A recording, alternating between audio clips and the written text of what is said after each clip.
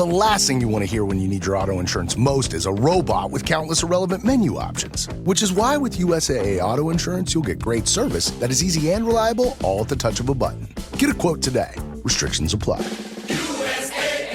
Welcome back to Looking at Lucasfilm with Brian Gaughan, the podcast with a different perspective on the world of Star Wars, Indiana Jones, and all those other entities that George Lucas, Kathleen Kennedy, Dave Filoni, and Jon Favreau, as well as the rest of the team at Lucasfilm, have been dreaming up for the past 44 years. I'm entertainment writer Jim Hill, and Mr. Gaughan and I are recording this week's show on Wednesday, April 16th, 2025. How are you this evening, Brian? Well, it's the day after tax day, so I'm breathing easily. And Devin was able to file his taxes for the first time. Wow. By himself. Oh. I'm not by himself. He now has the same guy I use, and he does pay a little bit more than if he did it himself, and all his friends are making fun of him. But he said, yeah, what if something went wrong? Mm-hmm. Who is going to court with you? So okay, and so having had this adult experience for the first time, he's in a fetal ball in a corner weeping, right? Is that? Yeah. Well, no, he's very proud of himself, but he's still not moving out. Well, there we go. Okay, and again, as I mentioned, April 16th, 2025, which means in just 3 days' time, they will be celebrating the 250th anniversary of the Battle of Lexington, very first battle of the Revolutionary War, and then later that very same morning, when the Redcoats continued on to Concord and encountered the Minutemen at Old North Bridge, that is, of course, what led to the shot heard round the world. Wow. Come for Star Wars and get American history. Well, now we double back to Star Wars because... okay, here we go. Okay, Season 2 of Andor debuts on Disney Plus next week. On April 22nd, Earth Day. Earth Day, yeah. Do you think they did that on purpose for some reason? I got no clue. All right, Season 2 of Andor debuts on Disney Plus next week, April 22nd, as we mentioned, Earth Day. And the Season 1 of this acclaimed limited series showed us the events that led up to the rebellion taking on the Empire, right? Which, when you think about it, is kind of similar to what we saw with the battles of Lexington and Concord, that these were the events that led up to the Revolutionary War, not the war itself. So, quick question here, Brian. What was the event that actually kicked off the Star Wars? The battle between the Rebellion and the Empire.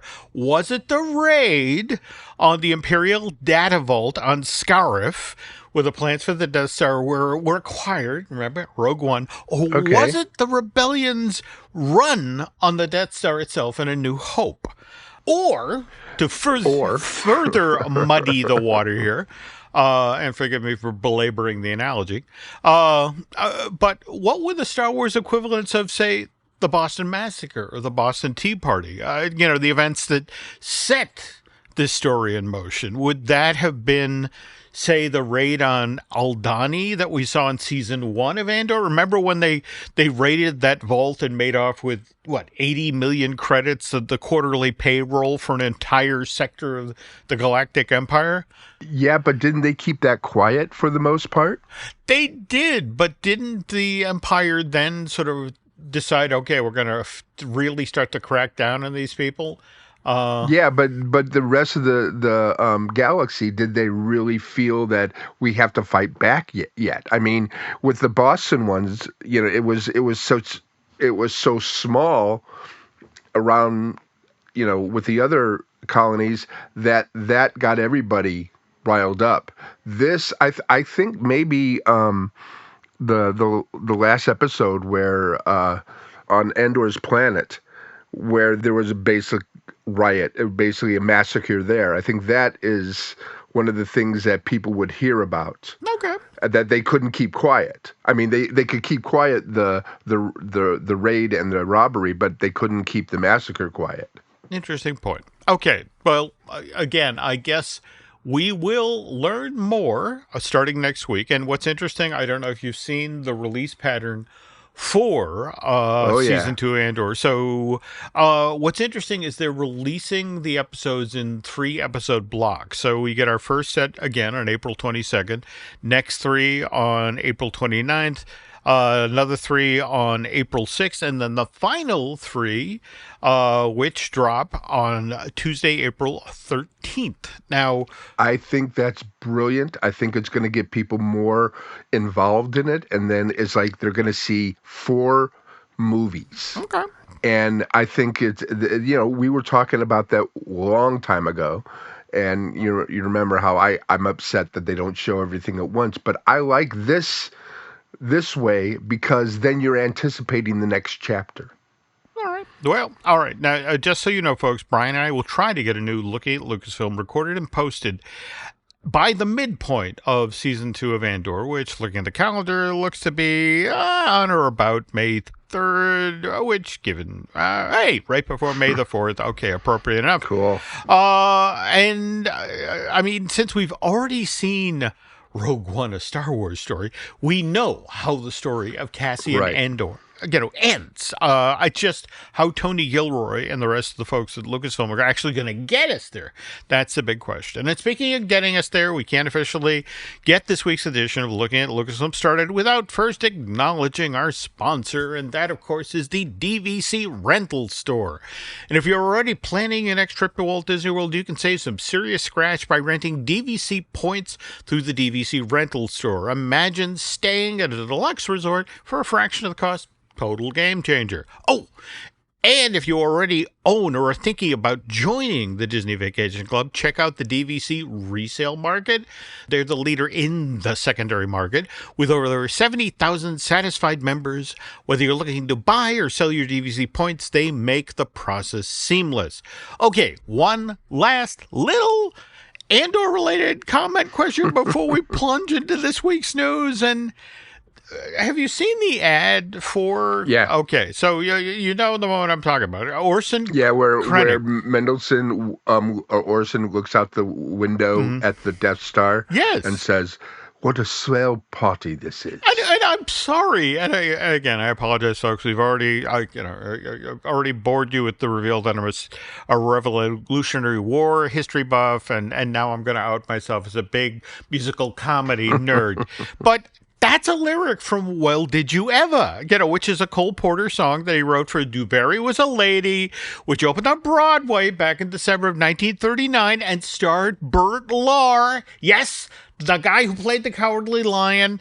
And of course, his female lead in this thing was Ethel Merman.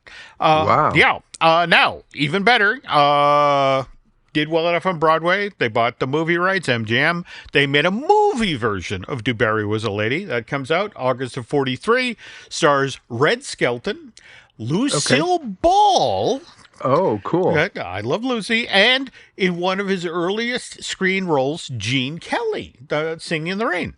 And just because I'm an annoying completist, I want to point out that while the movie version of Dewberry Was a Lady doesn't actually include a performance of Well Did You Ever, High Society, the Bing Crosby, Frank Sinatra movie that MGM sent into theaters in July of 56, has an absolute killer version of this Cole Porter song, which you can catch over on YouTube, but again, because I'm obnoxious, I'm going to tell you, make sure you watch the 3-minute and 29-second long version, not the 2-minute and 42-minute long version, because you miss stuff. Well, this is incredible. Another a Star Wars podcast, and you get a Broadway history lesson. This is where people want to come. Okay, but I gotta ask, why is a character in a Star Wars limited series quoting from a Cole Porter song? When did these two entertainment spheres intersect? Okay, and I'm sure you're going to tell us. I have no idea. I'm putting it out there. It's one of these things where it's like, somebody answer this for me. Now, I guess, again, I shouldn't be a stickler. As Drew Taylor, my co-host over on Fine Tuning, I just revealed on a recent episode of that podcast, Mark Hamill, yes, that guy, Cool. will be voicing a character in the new SpongeBob movie that's coming out this December, 2025. And did you hear what character he's going to be doing in Search for SpongeBob? I heard about it, but I forgot. The Flying Dutchman. So, You mean from Pirates of the Caribbean, Flying Dutchman? I think probably more of their version of it, a sillier cartoon version. By the way, he actually made an appearance at CinemaCon. Oh, cool! And Caesar's Palace, Las Vegas. And what was interesting is while Hamill was there, he got recognized by, again, this is the annual convention of movie exhibitors. He was awarded the Cinema Icon Award. So, gotta say, about time. I agree. And I have to admit, I like how high profile Mark has been for the past month or so. I mean, for example, he appeared as a presenter at the Academy Awards, was actually filling in for Harrison Ford, who had to bow out of this year's Oscars. That's right. Due to a case of shingles. And he actually has 2 live action movies coming out later this year, but that curiously enough are both based on Stephen King things. The Life of Chuck, that arrives in theaters June 6th. I hadn't heard of that one. And I want to say that's based on a King novella. And then there is The Long Walk, which comes out. I have the Richard Bachman. See, now that's the thing. That paperback version of that. That's it exactly. That was when King was trying to figure out, well, are they buying these books because they've got my name on them, or am I a real writer? And he did what? 4 Bachman books, didn't he? Yeah, and then he did Thinner. 4 Bachman books were released as paperbacks by Dell, I think, or Penguin, and then Thinner was the one that was released as a hardback, and that was the one where the publisher's wife by accident outed him. And then he did one more after that, I think, The Regulators. And then he also said he wanted to use Richard Bachman as somebody who worked in reality rather than supernatural or horror. And if you've read these books, they're so much different than his other stuff until he wrote things like Shawshank Redemption, Apt Pupil, Green Mile, and then he started getting into drama and expanding. But they're really good books because they're short, they don't use a lot of words, and they scare the heck out of you. Again, I've been a King fan since. Did you get to read any of those? I was reading everything that he wrote. I mean, right. What so was I. his first short story collection? Night Shift. Night Shift. There we go. I mean, from story. The rats. Or Strawberry Spring. Or I mean, there was so much good stuff. I mean, I actually the breathing method. That was a freaky one. I actually fell away from reading his stuff. I want to say about 10 years. I got to a point, people are probably tired of hearing me tell this joke, but I got to the point in my life where if I wanted to be frightened, I'd open the Visa bill, but but at the same time, lately I've been thinking I so enjoyed his work that I really have to circle back around to it. And speaking of enjoying somebody's work, of course, Mark Hamill, again, came on a lot of our radar with the Star Wars A New Hope, Episode 4, back in May of 1977. But did you see that this June at the British Film Institute Film on Film Festival, they're going to show the original version of Star Wars, not the special edition. So it won't have A New Hope, it would just have Star Wars? I believe so. That supposedly this is one of the few remaining Technicolor prints. In fact, the last time it was screened was December of 78. Oh, so, wow. in circulation for 67 months and then went into the vault.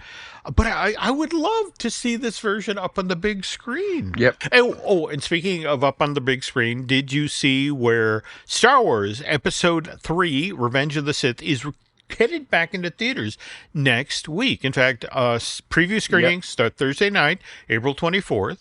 And this marks, the 20th anniversary of the original release of this prequel? May 19th, 2005. So... Yeah, and unfortunately, I have an AMC, A-list, and it doesn't work with that movie. So if I want to see it, which I probably will, I'll have to pay for it. Okay. I mean, I'm always paying for it, but it doesn't come as a discount. This is true. Okay, let me put this question out there. How do you rate the prequels? Now, I just to explain, I think of those three films, I would argue that Attack of the Clones is the strongest of the bunch, with Revenge of the Sith number 2, and then Phantom Menace. And don't get me wrong, as much as I enjoyed the pod race, it's still a distant third.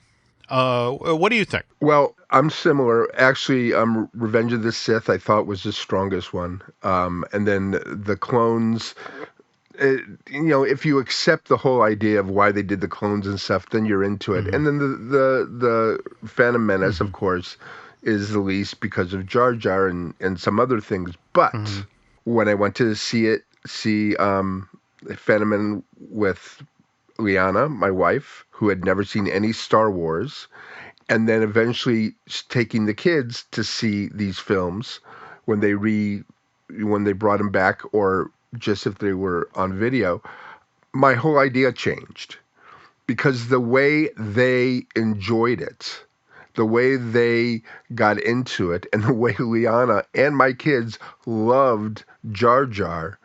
I then watched them about a year ago. I watched all the films together, including the sequels, and I must say, I'm just sucked into the whole thing.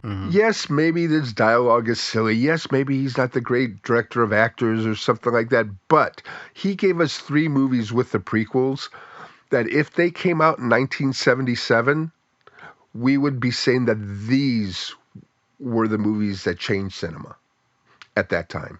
Okay, all right. That's an interesting take. Okay, May not be right, but it's interesting. Okay, it's my belief. All right. So. Well, there we go. We're gonna do some more back and forth things, Star Wars wise, in a moment. But first, this. Good night, itchy eyes. Good night, sudden sneeze. Good night to your symptoms of allergies. Xyzal is the allergy medicine you take before bed. It provides powerful relief while you rest your head. Not just all night, but all the next day.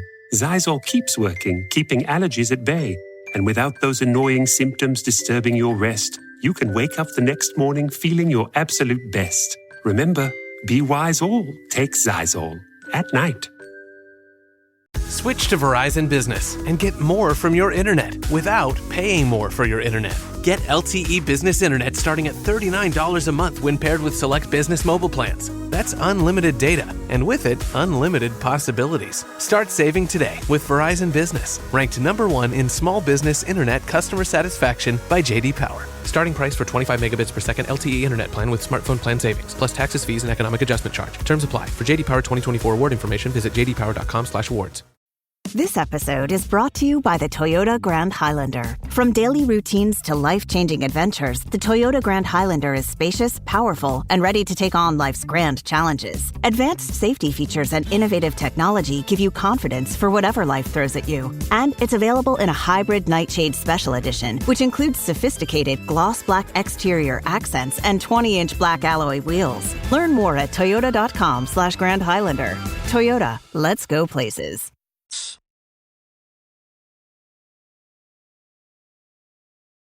And we're back. Okay, so again, we're talking about Star Wars related news this week, and I don't know if you saw where Kelly Marie Tran has a new movie out right now, The Wedding Banquet, and no, is this an American film? I want to say no. Oh, cool. All right, and for those of you who don't remember, Kelly Marie Tran played Rose Tico in the most recent Star Wars trilogy, the ones that were produced by the Walt Disney Company. And what's interesting is Kelly's been doing some interviews lately where she talks about, there's no polite way to say this, racist Star Wars fans. And it is worth noting that her character went from being pretty central in The Last Jedi to barely being on screen in Rise of Skywalker. No, but they do put her in a lot of the specials, in cartoon form or Lego form. So they haven't gotten rid of her, and people have they seem to accept her more because of that. Well, it's interesting you say that, because we'll talk in a moment about Ahmed Best, who did his time in Star Wars jail, and I feel like Kelly purgatory. Yeah.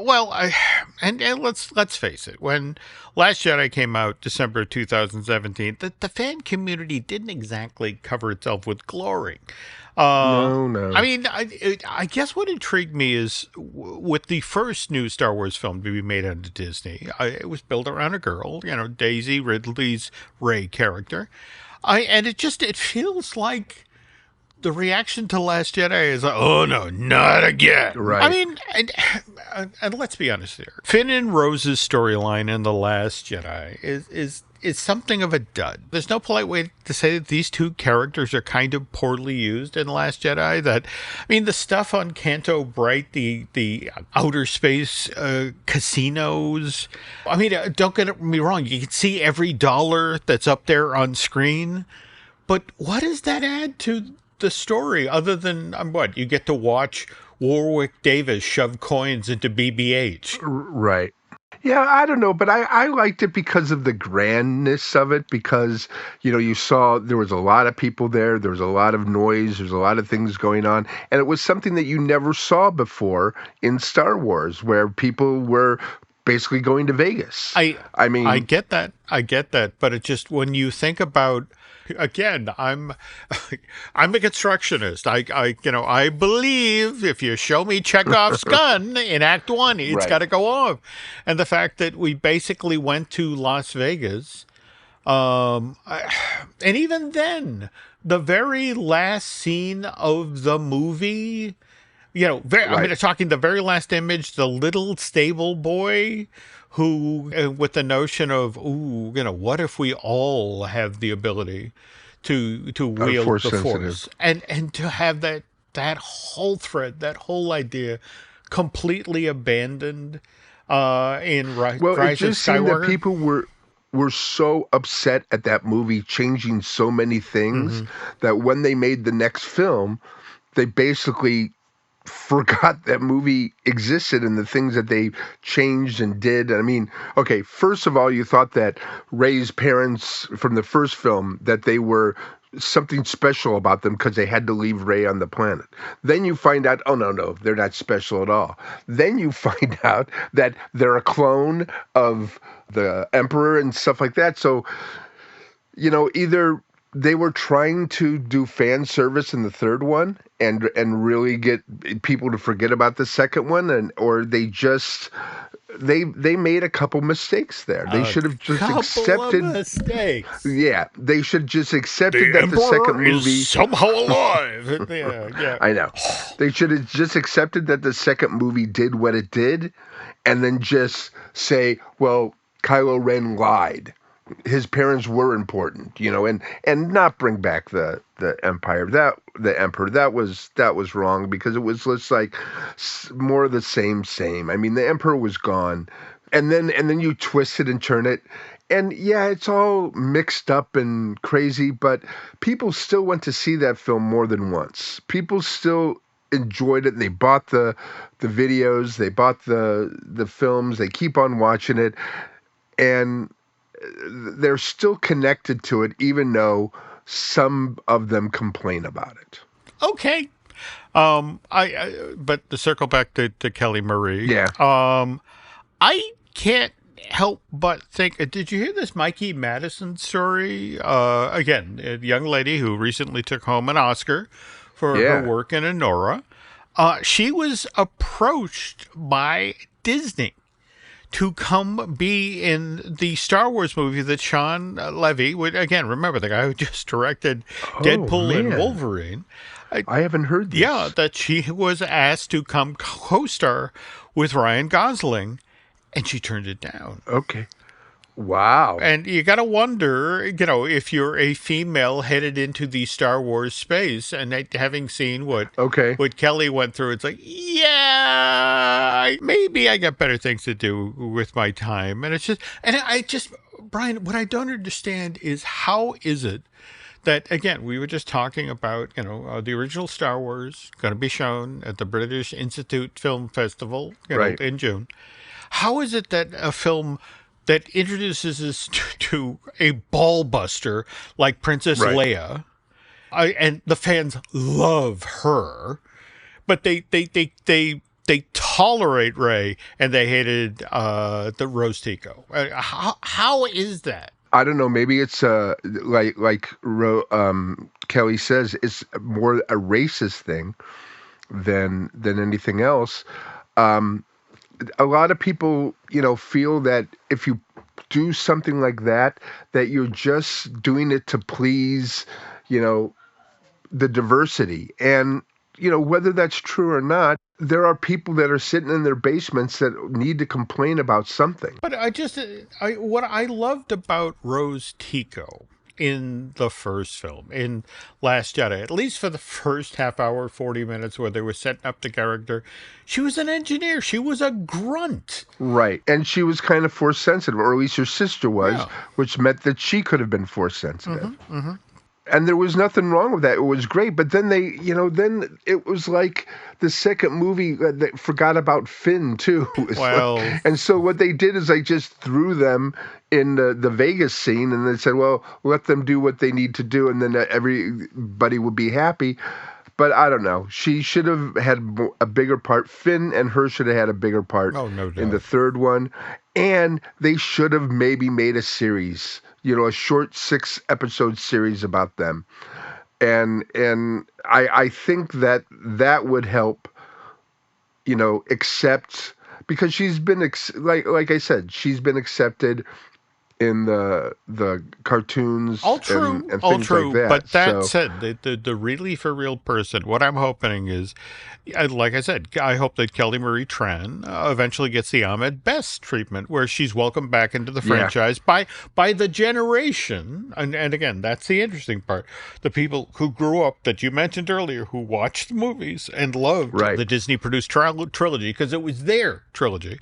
What's also kind of interesting about this is, remember that Ahmed only really got to do that, to come back after it was Star Wars Celebration, the one that was held in Chicago in 2019, and he did an onstage interview, and the audience stood up and gave him a standing ovation. He felt the love of the people who grew up, and it's like Phantom Menace, Attack of the Clones. Those were our movies. We loved Jar Jar, and toward that end, Lucasfilm began including him again in I want to say, was it Obi-Wan?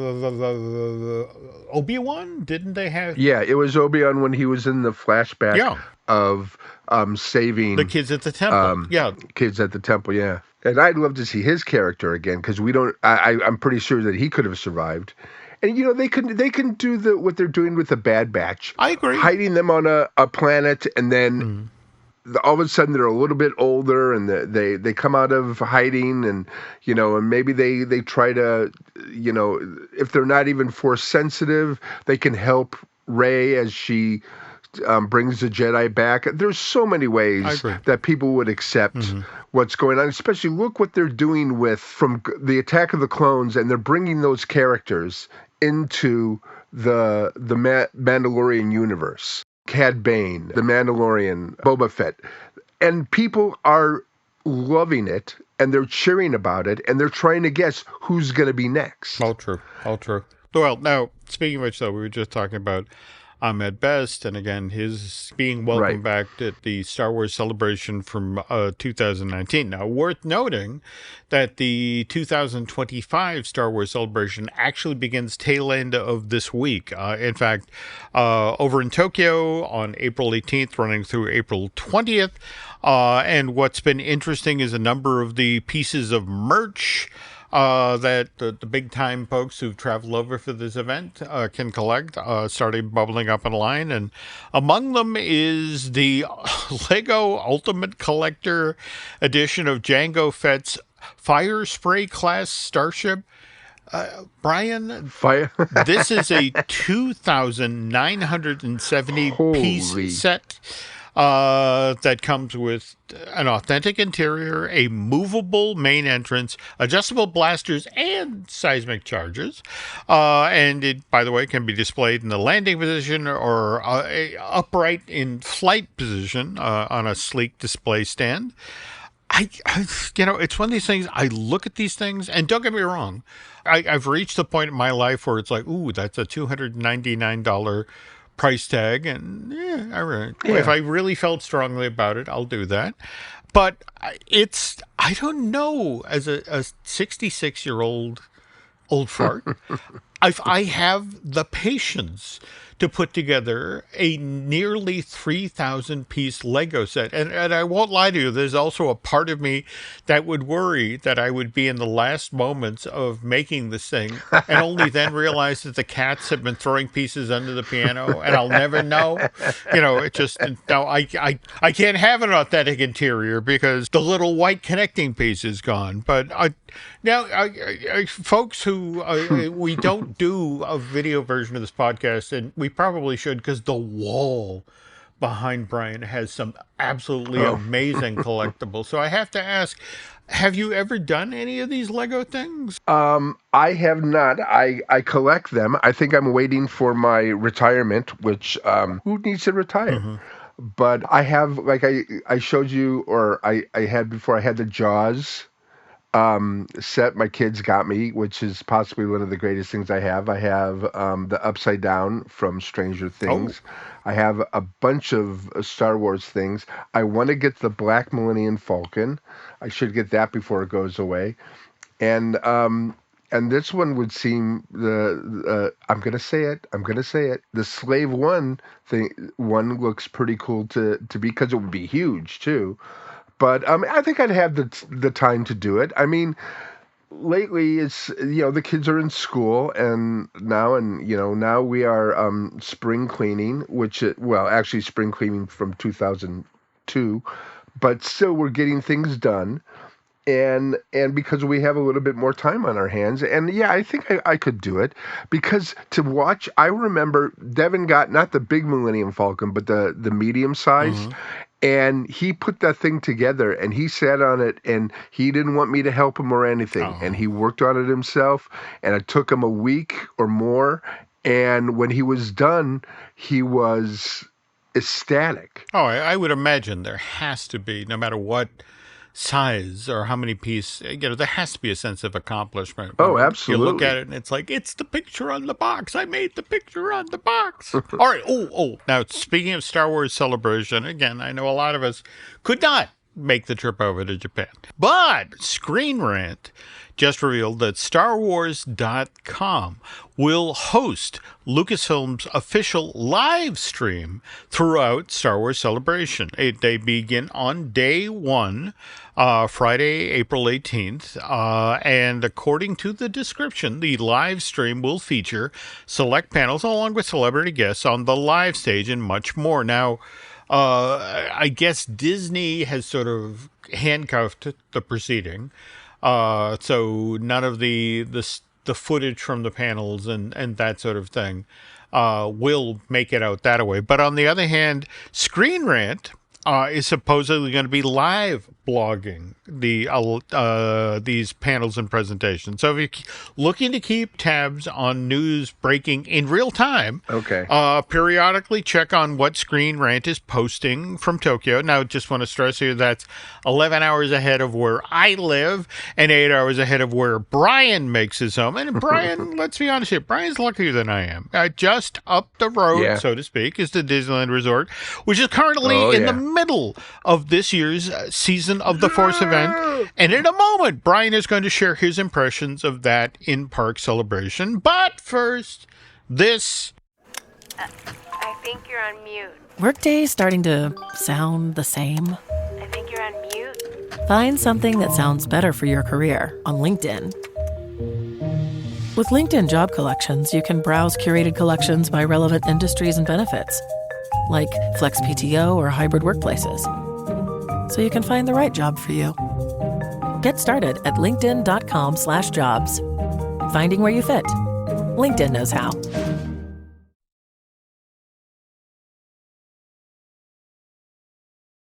And we're back.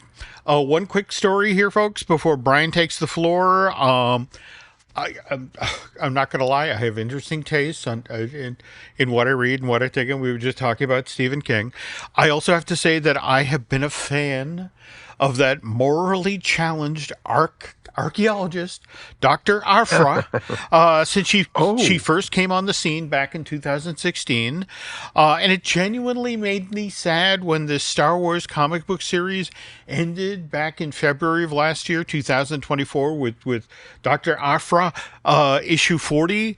But I am pleased to report that this character will be returning in June of this year, on June 18th, over on Marvel Comics is picking up the story. New series will put Dr. Afra in the world of the New Republic. So it's going to be interesting to see who she swindles now. Just give her a series. Come on. It would be nice to see this lady on screen. But anyway, but again, that's June 18th, which is more than a month after this year's edition of Season of the Force ends at Disneyland Park on May 11th. Got underway on March 28th, and you were there, Brian, right? Yes, I was. Well, it was good. I had planned my Friday. Friday was the day both these things were happening. Mm-hmm. So I got up at 6 o'clock in the morning. I was at Disneyland at about 7. Mm-hmm. And it takes a while to get in there. You have to go through parking. You have to walk to the through security. You're at the entrance. You have to get in. And I got in at about 8 o'clock, and I did pretty well. It's so funny though. You could tell a lot of people were there for Season of the Force, because even though some people had to go to California Adventure, they still had all the Star Wars gear on. So I get in there, and the first thing I do is I go to the entrance, which is I have to go past the Haunted Mansion and Tiana, etc., till I get to basically where Rise of the Resistance ride is. So I get there, and the first thing, 8 o'clock I got there. It took me about 15 minutes to walk there, and as I'm coming in, there are people coming out with Death Star bling around their necks. And this, it's about a foot wide. When you turn it on, you can see all the lights in the windows. And then there's the laser, which turns on and then goes green, and there's special sound effects. Last year, Baby Yoda was the one that they had. And I'll be putting pictures. I have put pictures online already of these things, but I'll put more pictures too of them, video of them operating on my Instagram. And then the other big thing was Cadmium. Oh, the thing that you are supposedly on Millennium Falcon Smuggler's Run. Right. Cadmium, I think it's called. Anyway, there's a little thing for that, and then you open it up, and out pops where it's in, and it glows blue. And again, I'll put that online too. And they're really cool. One was $20. The Cadmium was $20. It's a sipper, but the popcorn bucket of the Death Star was close to 50. But it's worth it. It's 100% worth it because it's got all these neat things going. And as I went through there, I'm looking for it. I see people, and it'd be very easy for me to ask somebody where they got it, but where's the fun in that, right? So I eventually found one of the stands that was selling drinks, and they had the Death Star there, and you could get popcorn. Well, they called it popped grains, chocolate popped grains, or a like a corn chip type of thing. So I got the popcorn or the popped grains, and I bought my Death Star, and the sipper I found at Ronto Roasters. Okay. So I got there. So I got my two things. But my day was not done. It was now about 10 o'clock, and I zoomed over to the parking lot. I drove back to the convention center. I park on West, where there is street parking, and it's only like a half a mile to walk into it. And I got there, and it opened at 11 on Friday, but the first panel wasn't until about 1 o'clock. And while you were there, I mean, you face it, there was a Star Wars panel later in the day, Yar, the Pirates of Star Wars. Yeah, that was bizarre. You got to go to a panel that I wish I had been able to go to, a spotlight on Nicholas Meyer, the author-filmmaker. All his books always have celebrities from the past. And I didn't realize that he did about 12 of these books. But he also is a big Star Trek person, and he wrote the second Star Trek. And the funny thing about it is they had 5 scripts, different scripts for the second Star Trek, and they didn't know what to do. So they went to Myers, and they said, well, you kind of deal with these type of things, like bring things from the past, etc. What would you do? And he goes, well, I can't write. The film's going in production in 6 months. I can't write a script in 6 months. But what I can do is I can take all the scripts that you have and take the best parts of them and put them into one movie. So there was a script about Khan, there was a script about Genesis, there was a script about the Sun, and he put them all together and made possibly one of the best Star Trek movies, science fiction movies ever made. And he directed it also. Yeah, and Nicholas Myers also has written a book about working on Star Trek, The Wrath of Khan. And what's interesting is there is, in fact, a Lucasfilm Star Wars tie. And it basically what they decided to do, especially given all of the effects problems they'd had on Star Trek The Motion Picture, was they decided, okay, let's go with a special effects house who knows how to do this. Let's go with ILM. And ILM effectively told Paramount, it's like, look, we're busy. And if you want this movie out for the summer of 1982, we need a script in like a week. And this is the thing. Myers has been handed all of the, all 5 drafts of all of these different versions of an ILM and says, we need a workable script in a week. And he goes off and he just face down in the ditch, cobbles together the film that we know and love today. But the gun that was held to his head is ILM will not be able to do the effects for this film, or at least will not be able to deliver the effects in time for a June 1982 release date unless you get the script written. And he went off and did it. So I really envy that you got to see that presentation. But then from there you get my first Star Wars panel. And remember, this is WonderCon. WonderCon is not Comic-Con, meaning there is not a lot of celebrity. There's not a lot of celebration. There is basically great panels, but they're mostly very low-key, and they come from a different angle in a lot of things, and this one was one of those. It was called Yar, the Pirates of Star Wars. I didn't know what to expect. I thought maybe, they would just talk about Hondo and Naka, they talk about the skeleton crew, et cetera, but it wasn't that. It was put together by the Legal Geeks, and they have a website and everything. They're 3 lawyers and a judge, and they take the pirates, Hondo, Onaka, and the skeleton crew, and the trouble that they could have got in with the law if they were on Earth being pirates or privateers or et cetera, et cetera. And what were they? Were they pirates? Were they privateers? And it was one of the most incredibly intellectual, but still I didn't know what the heck they were talking about because they were bringing in different laws and things like that. But it didn't matter. It didn't matter because they explained what this would have meant for this happening.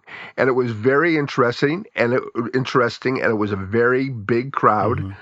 And everybody seemed to enjoy it considerably. Okay, but in the same room following this panel was working on the set Skeleton Crew and Kenobi, right? So we go from people who are being sort of tangential to the Star Wars world to people who actually worked on these films, right? But again, it came from a different angle. It wasn't the creative team, it was the droid team. And it wasn't the droid team that works on Star Wars films. It was a group of people who Lucasfilm went to because they made their own droids. They made their own R2-D2s, they made their own Rexes, they made their own this, that, and the other stuff, and they used these in Skeleton Crew.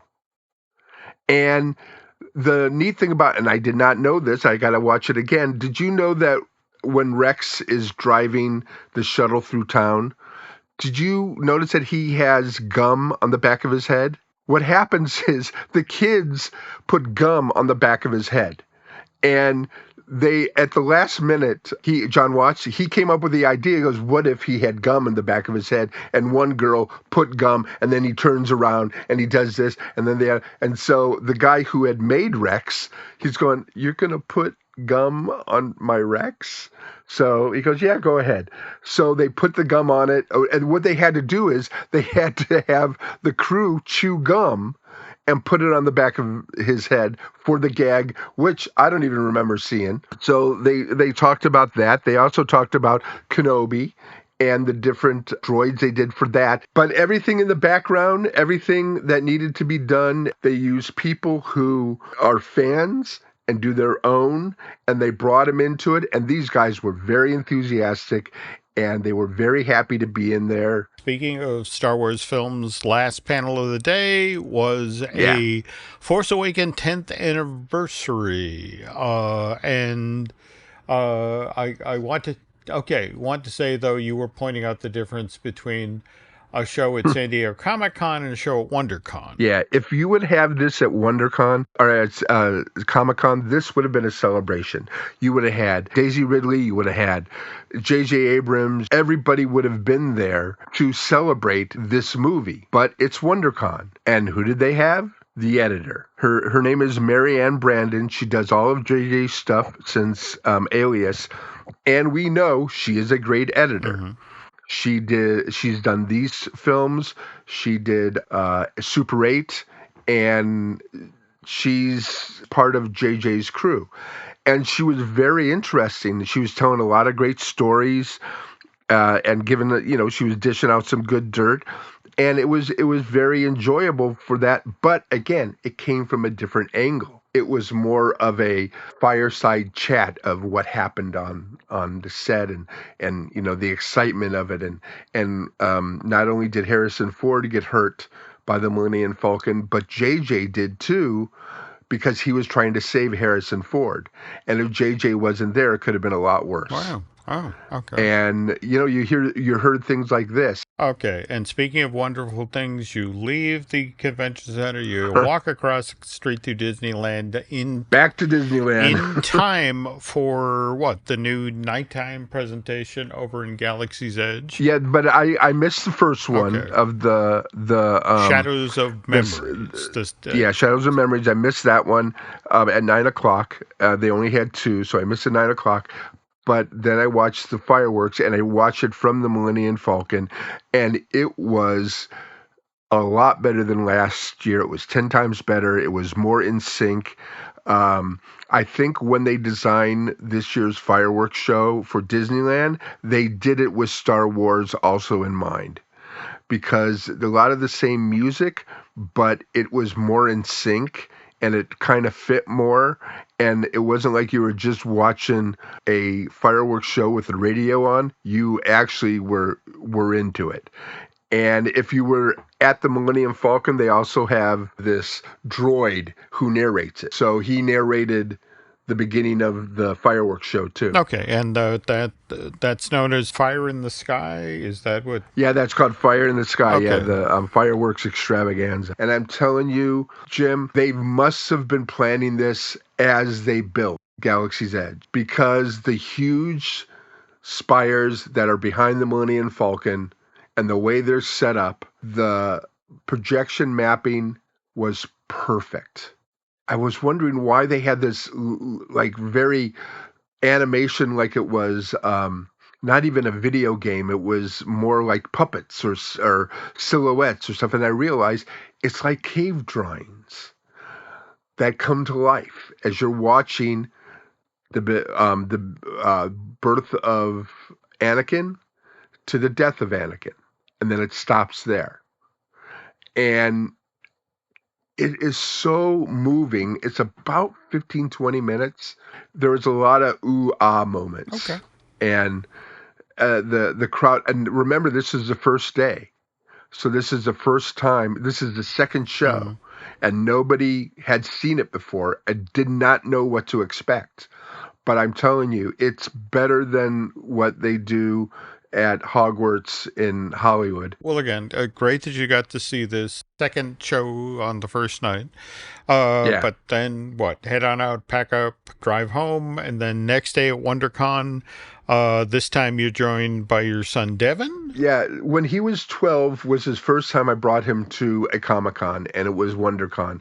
And basically I brought him and his friend, and they wanted to go off on their own. And I said, sure, fine, go off. And I had my daughter, and my daughter and I went to panels, and I thought she was enjoying herself, but I learned just recently that she didn't enjoy herself going to the panels. She just wanted to stay on the floor and look at the things. Mm-hmm. So now I don't know if I'm a good dad or a bad dad. But anyway. First panel you catch Star Wars related is the Skeleton Crew boys. So what did we learn there? We learned that I am not a young man anymore. These kids, it was the two kids, the two main kids. It was the guy who played Wim, Ravi Cabot Conyers, and the guy who played Neil, which was Robert Timothy Smith. And basically, Robert tells about everybody had to go in the makeup chair except him. He would there was an actor who would play him, but then he would be doing the voice. He had this helmet on with a microphone, and then they look at his face and stuff like that, and he would say the dialogue while the actor was performing that played Neil. And they also told how they came up with all the kids' names, which I thought was incredible. First of all, Neil came from when John Watts was in a hotel one time, and this kid was running up and down the hallway, and he kept on screaming for his friend or brother or something, Neil, Neil, Neil. And that just got into him, and that's what he called the one character. Wim is W-I-M, but if you turn it upside down, it's W-I-M. Okay. And my favorite, I don't know if you remember this, in the 90s, there used to be a toy store called KB Toys, and that's where KB comes from. Because John Watts, there was Toys R Us, and then in the malls, there was KB Toys. Okay. And so that's where KB came from. Oh, then of course SME is what or SM33 was exactly what we thought. It was SME. And the kids, they got that on the set. They figured it out on the set, and they were very proud of themselves. Okay. And then Fern was a name that Christopher Ford wanted to name, the writer wanted to name his daughter, but his wife basically said, nope. After the panel, the two kids did a choreographed lightsaber fight on stage.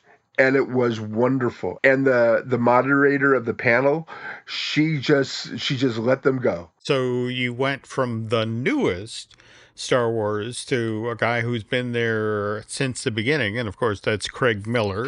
Yep. Craig, in fact, was there at the very first Star Wars thing that was ever done at a con, San Diego Comic-Con, 77 or 76? Well, at 76, he was the one that convinced them that the only way you're going to you got to go to the people who want to see this movie.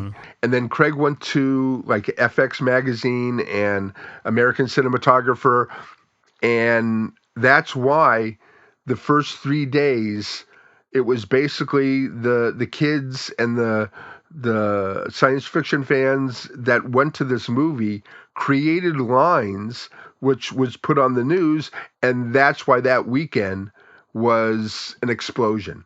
Speaking of kids, you talked about out ahead of going to WonderCon when we were discussing the programming. Something you were really looking forward to was a panel about young Indiana Jones, and we also tossed in the Anakin story as well. So did that deliver the goods? Yes.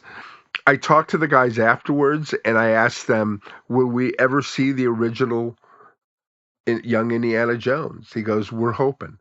If you want to, you can go on YouTube, and they have the originals with George Hall, I think his name is, as the old Indy, and he bookmarks the beginnings and the ends of each show, which is not in the DVDs, but it was really special. And there was a lot of people there learning for the first time what young Indiana Jones was. Got it. Okay, and then from there, of course, the end Saturday night is the Masquerade. Did you get to see that, or? Well, I've seen a lot of masquerades, and I always enjoyed going to the Masquerade if it was in the arena. But it's now in one of the double rooms, and not as many people can fit in there, and it just doesn't seem as exciting as it used to be. So there were seats outside, and I knew Devin was in there with his friends, so there were seats outside. So I just sat out there, and I wrote what I had done for the last 2 days. And we do, myself and the other listeners of Looking at Lucasfilm, appreciate that you put in the time of the effort to cover both Seasons of the Force and this year's WonderCon. Did a nice job. I just love going to WonderCon. I love being with the kind of people. The Star Wars panels, like I said, they come from a different angle, and it really is a different experience. And it should be just like San Diego should be experienced. This should definitely be experienced. I'm glad that I'm able to share it too, because I hope one day, somebody who's listening will go to Comic-Con and WonderCon and maybe connect. And so, we can watch the Star Wars panels together. There we go. Okay, folks. So that's going to do it for this edition of Looking at Lucas. Brian, as we mentioned earlier in the show, Brian and I will be back with another edition of this podcast in 2 weeks' time, where we'll share our impressions of Star Wars Tales of the Underworld, the new animated thing, which is debuting on Disney Plus on, surprise, surprise, May 4th. May the 4th. It looks great. In the meantime, Brian, where can our listeners find you on social media? Well, the best place to find me is Instagram at BT Gaughan, Gaughan. And I do have pictures already of when I was there, and but I'll put up some more, and I'll put up the Star Wars bling, and and other things from there. But that's where you can see some cool videos. Like I show video of the fireworks and also some of the, I haven't done it yet, but I'll put on some video of the fire or the Skywalker saga. And where can we find you? You can find me on Twitter and X, and over on Instagram is Jim Hill Media, and on Facebook is Jim Hill Media News. Also, want to remind you we have some other podcasts here. We have Disney Dish, I do with Len Testa. We have Fine Tuning, which I do with Drew Taylor. That's our animation news show. We also have Epic Universal podcast, the one I do with Eric Hersey, who produces a lot of the shows here. That's, of course, about the Universal Parks. We also have I Want That Too. That's our Disney merch podcast. That's with Lauren Hersey. Great one. And want to also remind you that we host here a themed entertainment history podcast, Manufacturing the Magic. That's done by Noah and Shelley Valladolid. Let's see. Also want to remind you about our Patreon effort, Disney Unpacked. This is Len and my's first ever video. In fact, we just this week posted a special edition of Disney Dish there with veteran Imagineer Jim Schul, where we discuss the history of Universal Studios Great Britain.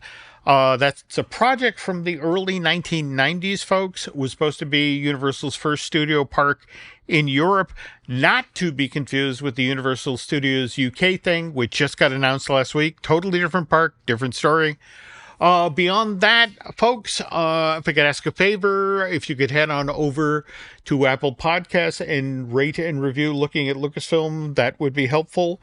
And I think at that point, we're going to wrap things up here. So on behalf of Mr. Gaughan, thank you for listening to this edition of Looking at Lucasfilm, and we will be back soon.